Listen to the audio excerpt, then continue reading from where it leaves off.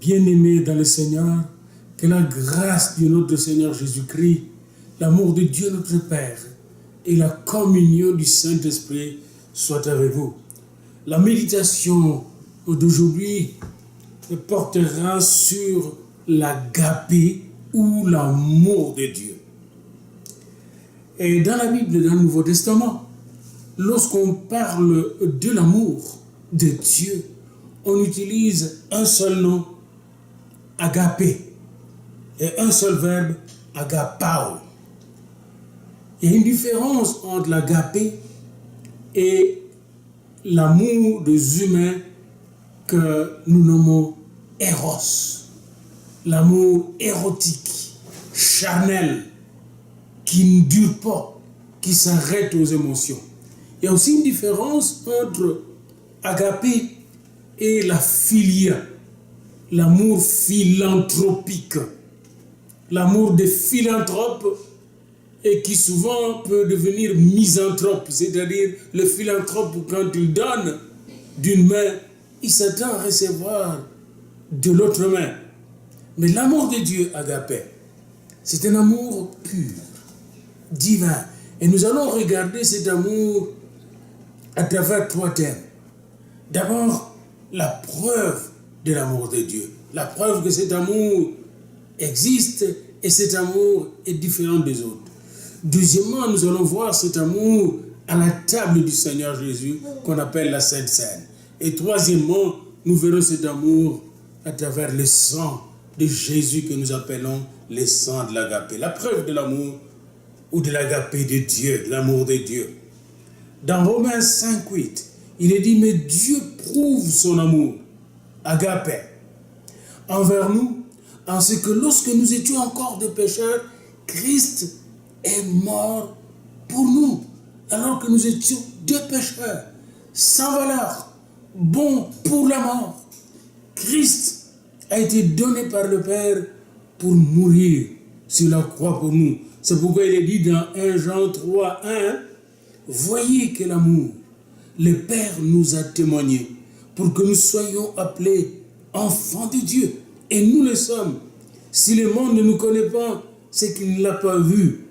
Le monde ignore le vrai amour et les vrais fils de Dieu qui ont reçu cet amour. Et seul Dieu peut révéler au monde le vrai amour, l'agapé. Et cet amour a été révélé par son Fils bien-aimé. C'est pourquoi il est dit dans Jean, au chapitre 3, verset 16, « Car Dieu a tant aimé le monde, qu'il a donné son Fils unique, afin que quiconque croit en lui ne périsse pas, mais qu'il ait la vie éternelle. » Dieu, quand il aime, il donne. Et en donnant, n'est-ce pas, il donne généreusement. Et ici, le don qu'il nous a fait, c'est le don de son Fils, afin que par le sang et la vie de son Fils, nous ayons la vie. Et alors, quelle vie? La vie éternelle, la vie en abondance. Le monde donc ignore ce vrai amour, parce que le vrai amour ne peut venir que de Dieu, et il n'y a que Dieu qui peut l'expliquer. Lisons encore dans 1 Jean, à partir d'un Jean chapitre 4, à partir du verset 7, la description de cet amour que Dieu veut que nous puissions expérimenter dans notre vie et dans nos relations avec lui et entre nous, dans nos relations verticales et horizontales. Bien-aimés, aimons-nous les uns les autres, car l'amour est de Dieu, et quiconque aime est né de Dieu et connaît Dieu. Autrement dit, celui qui n'aime pas n'est pas de Dieu et ne connaît pas Dieu. Et le diable n'aime pas, les démons n'aiment pas, parce qu'ils ne sont pas nés de Dieu. Ils sont nés de l'esprit du dragon, l'esprit satanique qui domine le monde. Celui qui n'aime pas n'a pas connu Dieu, car Dieu est amour. 1 Jean 4, 8. L'amour de Dieu a été manifesté envers nous en ce que Dieu a envoyé son Fils unique dans le monde, afin que nous vivions par lui. Nous qui étions morts, nous pouvons maintenant vivre par lui. Et cet amour consiste non point en ce que nous avons aimé Dieu, non, nous ignorons Dieu, nous nous sommes rebellés de Dieu, nous nous foutons de Dieu, mais pendant que nous étions perdus, pendant que nous nous foutons de Dieu, Dieu lui-même nous a aimés et a envoyé son Fils comme victime expiatoire pour nos péchés. C'est-à-dire, il a payé la facture pour nos péchés afin que nous ayons la vie en abondance. C'est ce qui nous fait passer à la table du Seigneur. Parce que quelques jours avant de mourir, quelques heures plutôt même avant d'aller mourir à la croix, Jésus-Christ partagea les repas pascal avec ses disciples dans la chambre haute. Et autour de cette table, il fit des choses merveilleuses qui manifesta l'amour de Dieu. C'est pourquoi nous appelons cette table du Seigneur la table de l'agapé, la table de l'amour de Dieu manifesté sur la terre, la table de l'amour du Père manifesté par son Fils bien-aimé Jésus-Christ. Jésus-Christ donc révéla et transmit l'agapé autour de cette table de la Sainte Seine lorsqu'il inaugura la Sainte Seine, parce que les Juifs, eux, prenaient le repas pascal pour célébrer la Pâque qu'ils ont, n'est-ce pas, expérimenté le jour de leur sortie en Égypte. Tandis que Jésus savait que cette Pâque pointait vers le sacrifice de l'agneau dont il est lui-même la véritable incarnation, l'un de Dieu qui ôte les péchés du monde. Alors ces jours-là, il est dit dans Jean 13, 1, alors qu'il était à Jérusalem dans la chambre haute, avant la fête de Pâques, Jean 13, 1, avant la fête de Pâques, Jésus, sachant que son heure, quelle heure, l'heure de se donner pour sacrifier, n'est-ce pas, sa propre vie afin que nous ayons la vie en abondance, alors que son heure était venue de passer de ce monde au Père, ayant aimé agapésas, ayant aimé intensement, profondément, sincèrement les siens qui étaient dans le monde, mis les combles, mis la perfection à son amour, agapésen, les aimant jusqu'au bout, les aimant jusqu'à la fin de sa vie. Tous les disciples qui étaient assis autour de la table avec le Seigneur nous représentaient. Et tous ces disciples avaient goûté à cet amour. Savez-vous, même quand Paul dit dans Romains 5, verset 8, mais Dieu prouve son amour envers nous ainsi que lorsque nous étions encore des pécheurs, Christ est mort pour nous.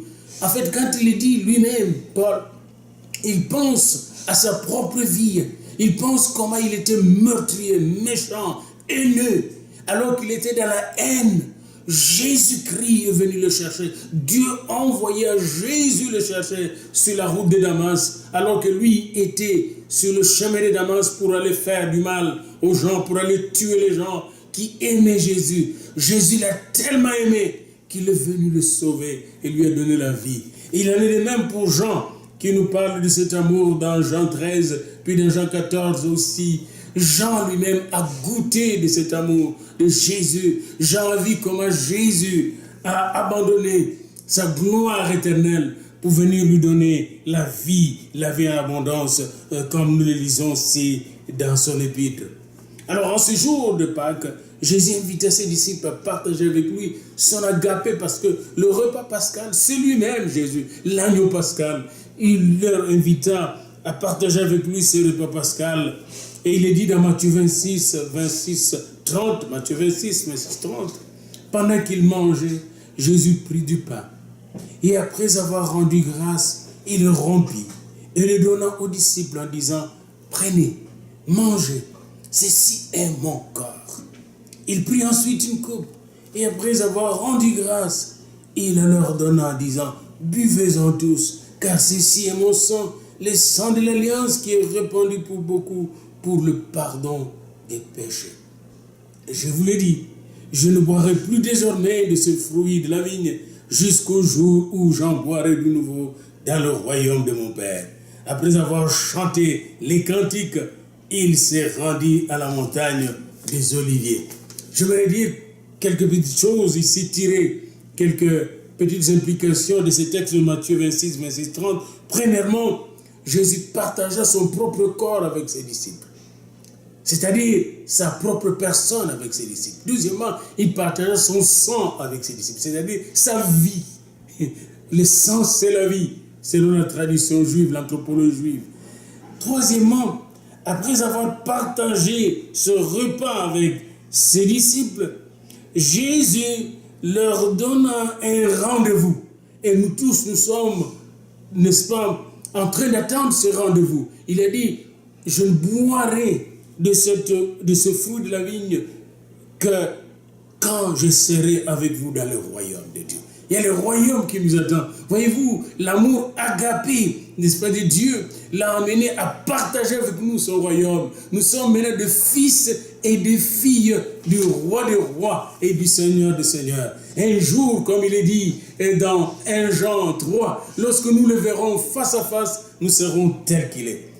Alors, pendant même sa nuit de prière, au mont des Oliviers, sur la montagne des Oliviers, au jardin des Oliviers, Jésus alla jusqu'au bout de l'agapé. Il accepta de prendre la coupe de la mort, la coupe de la croix, la coupe de la passion, parce qu'il a aimé les hommes et les femmes de ce monde, car Dieu a tant aimé le monde qu'il a donné son Fils unique, et afin que quiconque croit en lui ne périsse point, mais qu'il ait la vie éternelle. Jésus donc ouvrit un nouveau chemin, le chemin qui mène à la vie éternelle, oui, mais aussi le chemin qui mène au trône de Dieu, comme il est dit dans Hébreux 10, 19, 25. Hébreux 10, 19, 25 nous dit qu'il y a une nouvelle route. Le voile a été déchiré, maintenant par le sang de Jésus. Oh, grâce à l'agapé, n'est-ce pas, de Dieu, nous pouvons aller au ciel librement et joyeusement et nous présenter au trône de Dieu. C'est pourquoi nous parlons du sang de l'agapé.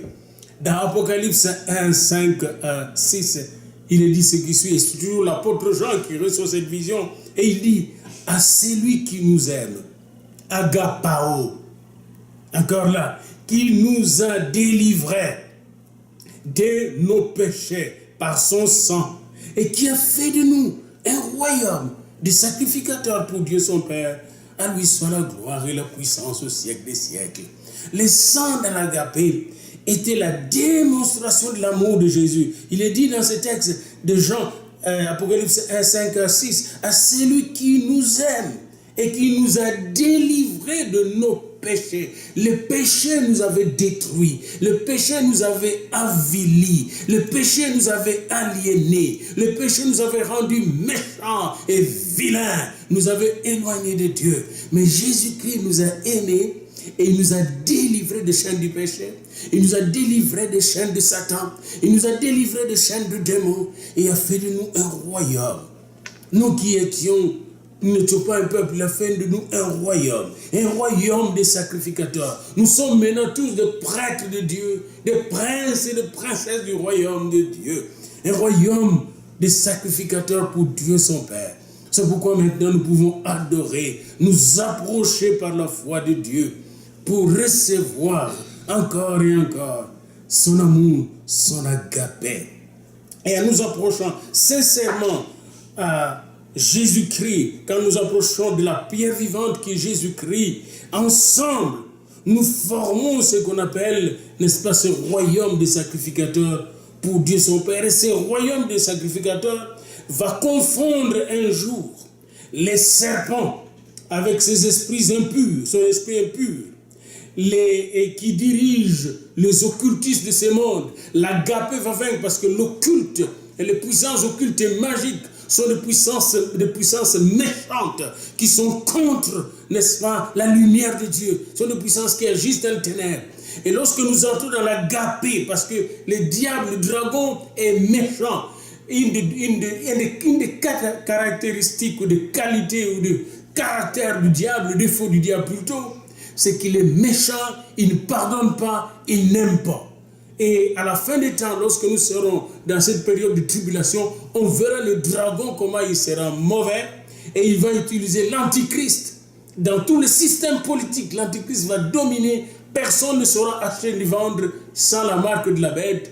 Et à côté de lui, il y aura le faux prophète qui va regrouper toutes les religions. Et les trois, comme il est dit dans Apocalypse 16, 12 à 15, n'est-ce pas, seront remplis de cet esprit impur qui va corrompre tout le royaume de la terre. Et là, l'amour de beaucoup de gens se refroidira. On ne verra plus l'amour de Dieu sur la terre jusqu'à la manifestation de l'agneau de Dieu, le lion de la tribu de Juda. Mais grâce à l'agapé des enfants de Dieu aujourd'hui, nous pouvons vaincre ce système du dragon, de l'antichrist et de la bête qui ne cesse de prendre de plus en plus de la place sur la terre. Le grand souverain sacrificateur nous transforme tous en pierres vivantes pour que nous puissions former ensemble comme des pierres vivantes en lui un royaume de sacrificateurs. Ça veut dire quoi? Un royaume d'adoration, un royaume de louange, un royaume d'intercession, un royaume des évangélistes qui gagnent les âmes, qui délivrent ceux qui sont enchaînés et qui apportent la guérison et le salut au monde. Bien-aimés, lorsque nous intercédons en son nom, par son sang, pour le salut du monde, et que nous apportons la bénédiction d'Abraham aux familles de la terre qui sont en contact avec nous, nous agissons comme les enfants de l'agapé. Nous transmettons la bénédiction de Christ, qui est l'agapé de Dieu. Devant la table du Seigneur, quand vous approchez de la table de communion, et c'est pourquoi je vous encourage, si vous n'avez pas d'église, d'entrer dans une église, parce que c'est là que vous pouvez avoir la table de communion. Quand vous approchez de la table de communion, vous approchez du corps du Christ qui est notre agapé, du sang de l'agapé. Eh bien, à ce moment-là, Romains 5,5, le Saint-Esprit vient nous répandre l'agapé de Dieu. Romains 5,5, le Saint-Esprit répand en nous l'amour de Dieu. L'amour de Dieu, vous ne pouvez la fabriquer dans votre cœur. Vous ne pouvez aimer que de manière érotique et philanthropique. Mais pour aimer de manière agapétique, si vous permettez les termes, c'est-à-dire de la manière divine, vous avez besoin de l'Esprit Saint. Mais pour cela, il faut que vous soyez lavés par le sang de l'agapé, afin que l'Esprit de l'agapé vous remplisse. Ainsi, vous serez pleins de l'amour de Dieu. Et alors nous deviendrons ensemble pleins de l'amour de Dieu, lumière du monde et celle de la terre. Que le Seigneur vous bénisse. Soyez remplis de la présence du Seigneur Jésus par la puissance de son Esprit, qui est le canal par lequel nous recevons l'agapé. Amen.